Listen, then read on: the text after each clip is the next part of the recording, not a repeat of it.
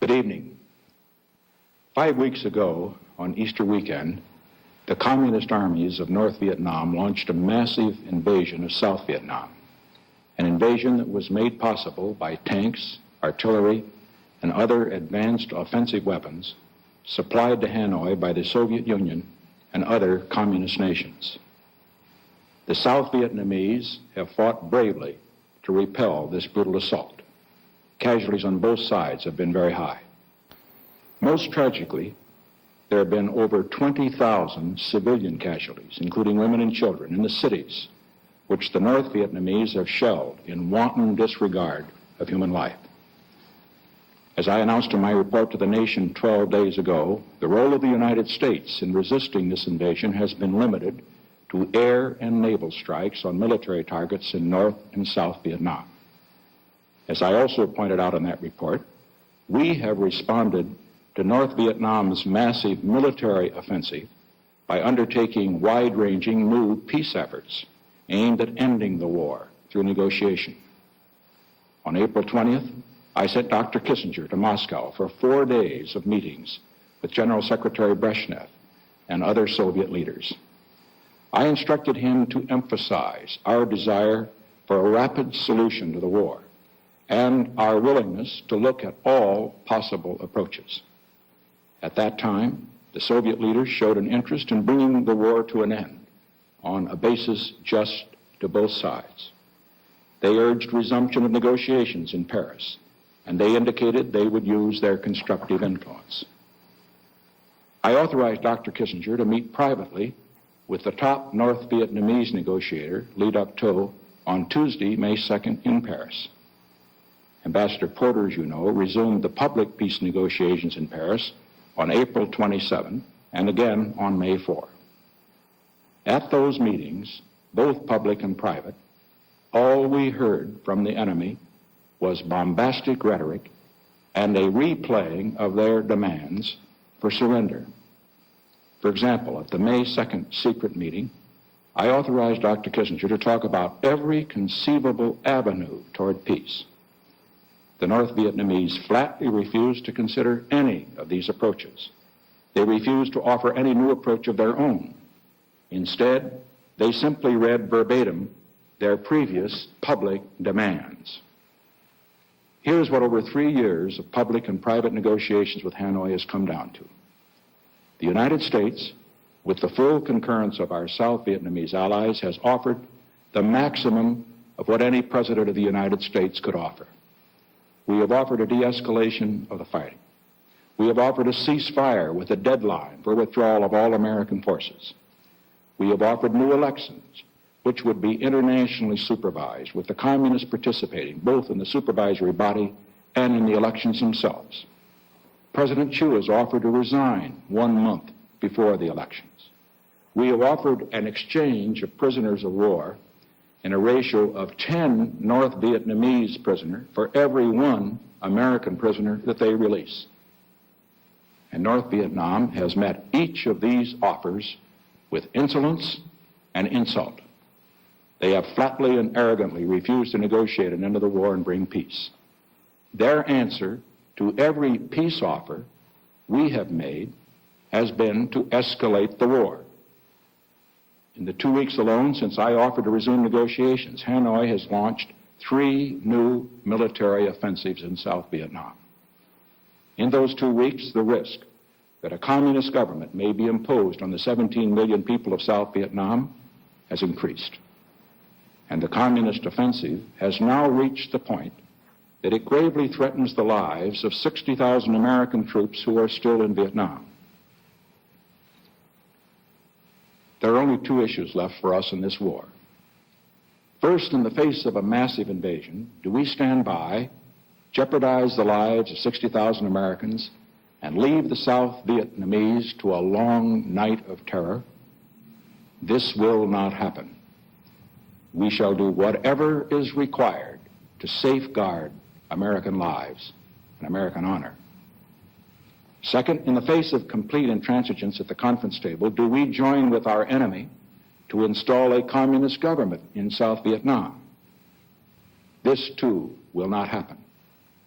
We will not cross the line from generosity to treachery.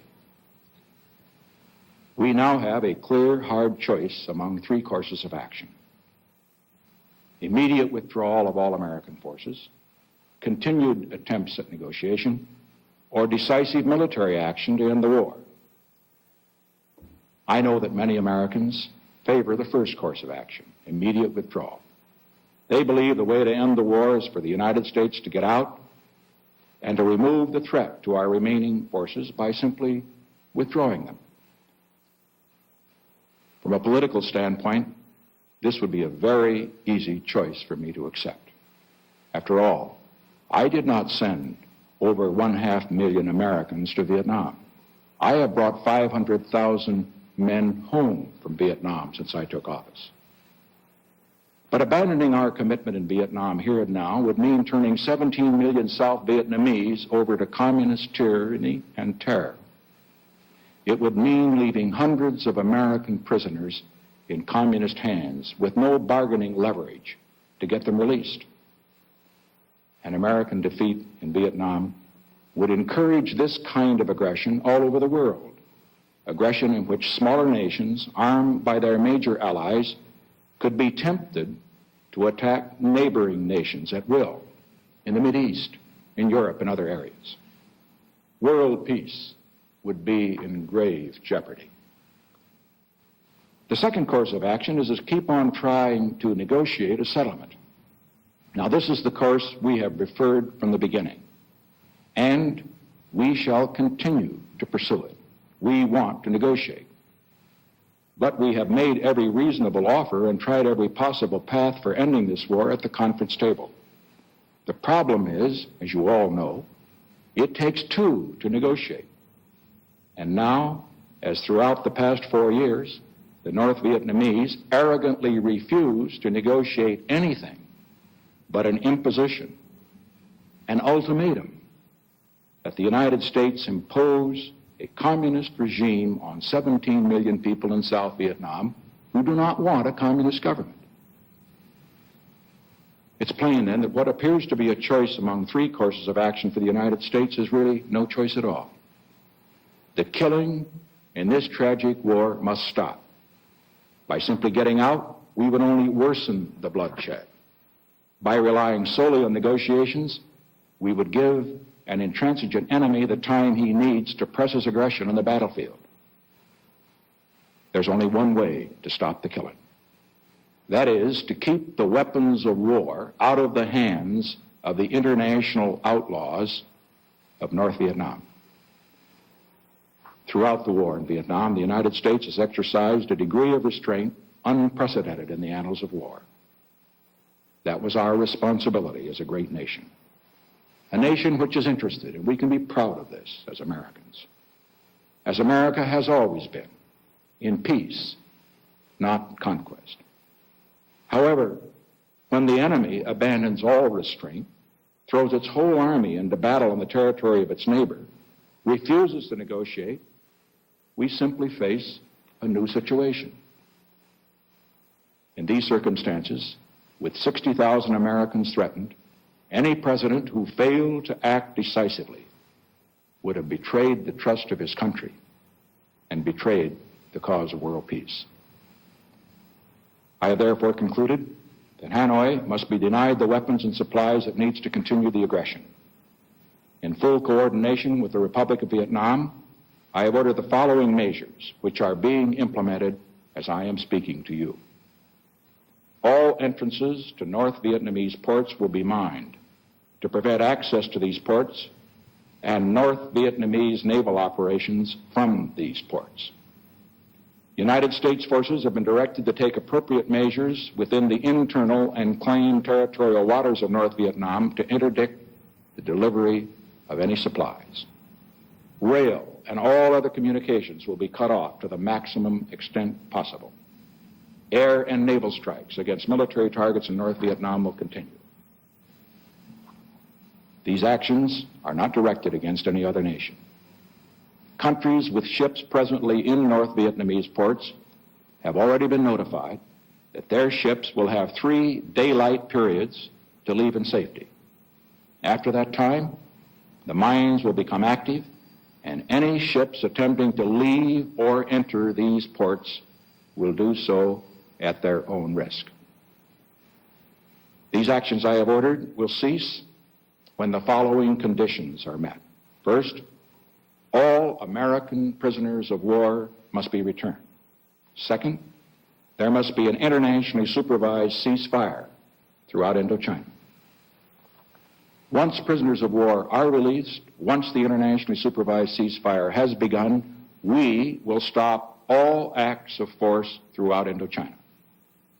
And at that time, we will proceed with a complete withdrawal of all American forces from Vietnam within 4 months. Now, these terms are generous terms. They are terms which would not require surrender and humiliation on the part of anybody. They would permit the United States to withdraw with honor. They would end the killing. They would bring our POWs home. They would allow negotiations on a political settlement between the Vietnamese themselves. They would permit all the nations which have suffered in this long war, Cambodia, Laos, North Vietnam, South Vietnam, to turn at last to the urgent works of healing and of peace. They deserve immediate acceptance by North Vietnam.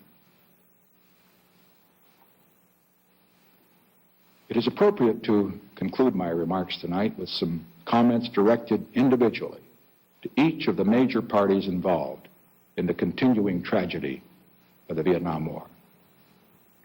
First, to the leaders of Hanoi. Your people have already suffered too much in your pursuit of conquest. Do not compound their agony with continued arrogance. Choose instead the path of a peace that redeems your sacrifices, guarantees true independence for your country, and ushers in an era of reconciliation. To the people of South Vietnam, you shall continue to have our firm support in your resistance against aggression. It is your spirit that will determine the outcome of the battle. It is your will that will shape the future of your country. To other nations, especially those which are allied with North Vietnam, the actions I have announced tonight are not directed against you. Their sole purpose is to protect the lives of 60,000 Americans who would be gravely endangered in the event that the communist offensive continues to roll forward, and to prevent the imposition of a communist government by brutal aggression upon 17 million people. I particularly direct my comments tonight to the Soviet Union. We respect the Soviet Union as a great power. We recognize the right of the Soviet Union to defend its interests when they are threatened. The Soviet Union, in turn, must recognize our right to defend our interests. No Soviet soldiers are threatened in Vietnam. 60,000 Americans are threatened. We expect you to help your allies, and you cannot expect us to do other than to continue to help our allies. But let us, and let all great powers, help our allies only for the purpose of their defense, not for the purpose of launching invasions against their neighbors. Otherwise, the cause of peace, the cause in which we both have so great a stake, will be seriously jeopardized. Our two nations have made significant progress in our negotiations in recent months. We are near major agreements on nuclear arms limitation, on trade, on a host of other issues. Let us not slide back toward the dark shadows of a previous age. We do not ask you to sacrifice your principles or your friends, but neither should you permit Hanoi's intransigence to blot out the prospects we together have so patiently prepared. We, the United States and the Soviet Union, are on the threshold of a new relationship that can serve not only the interests of our two countries, but the cause of world peace. We are prepared to continue to build this relationship. The responsibility is yours if we fail to do so. And finally, may I say to the American people, I ask you for the same strong support you've always given your president in difficult moments. It is you, most of all, that the world will be watching. I know how much you want to end this war. I know how much you want to bring our men home. And I think you know from all that I have said and done these past 3.5 years how much I too want to end the war to bring our men home. You want peace. I want peace. But you also want honor and not defeat. You want a genuine peace, not a peace that is merely a prelude to another war. At this moment, we must stand together in purpose and resolve. As so often in the past, we Americans did not choose to resort to war. It has been forced upon us by an enemy that has shown utter contempt toward every overture we have made for peace. And that is why, my fellow Americans, tonight, I ask for your support of this decision. A decision which has only one purpose: not to expand the war, not to escalate the war, but to end this war and to win the kind of peace that will last.